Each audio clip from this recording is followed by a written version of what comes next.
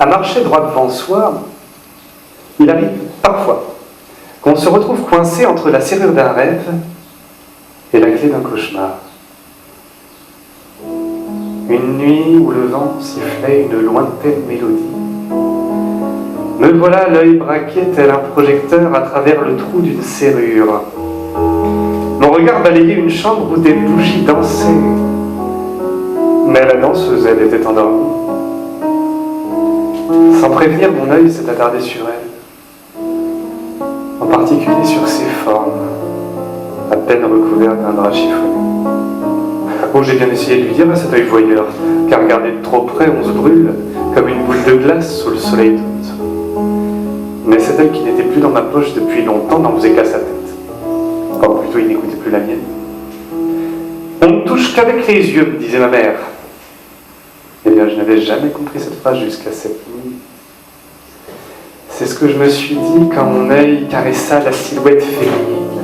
Il s'attardait sur elle comme on le fait sur une peinture. Lui, c'était sur cette peau presque pâle, cette bouche à demi ouverte. Et si mon oreille avait eu le clos de mes yeux, elle aurait sûrement entendu la douce et calme respiration d'un esprit qui voyage. Alors que mes yeux salivaient et que j'avais la gorge sèche, les flammes des bougies ont abandonné leur danse suave pour un tango rythmé, puis effréné. Essoufflées, elles se sont éteintes. Mon œil, lui, s'est perdu. Il cherchait désespérément le bout de courbe qui lui restait à visiter, mais il alternait entre les barreaux de chaise et la porcelaine d'un vase. Bon, autant vous dire que le doux picotement était remplacé par un joyeux foutoir sensitif. Alors que mes yeux la jouaient profil bas, mon oreille en a profité pour prendre la place.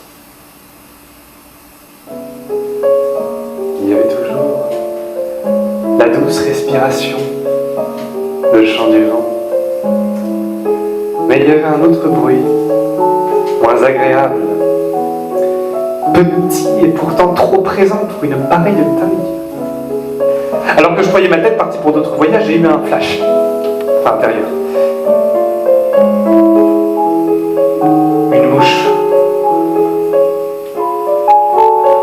Mon sang n'a pas eu le temps de faire un tour que mon ouïe avait déjà fait 3 fois le tour de la chambre. Elle scrutait, ne pas perdre sa trace, les bourdonnements, les suivre. Tous mes sens étaient éveillés, je voyais la scène. La mouche doucement volait, elle faisait des ronds autour de la silhouette et le bruit de son vol faisait des ricochets. Puis, elle s'est posée sur le bout du sein de la femme qui a soupiré. Un soupir lourd, presque douloureux. La mouche, elle frottait ses pattes l'une contre l'autre et faisait des tours sur le bout du sein de la femme. Elle respirait fort, rapidement, et le vent dehors sifflait toujours comme s'il griffait les carreaux de la fenêtre.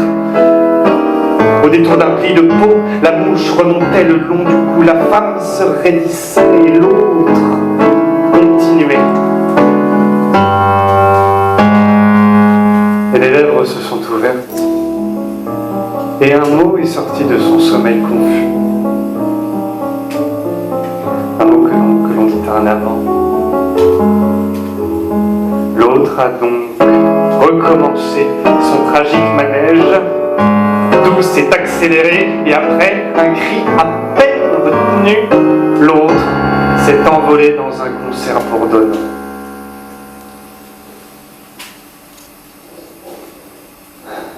La femme a tiré la couverture contre elle et le calme de sa respiration a rejoint les battements de mon cœur.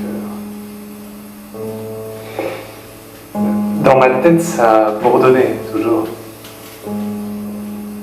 Et je vous l'avoue, ça bourdonne encore. Depuis ce soir-là. Ce soir où j'ai entendu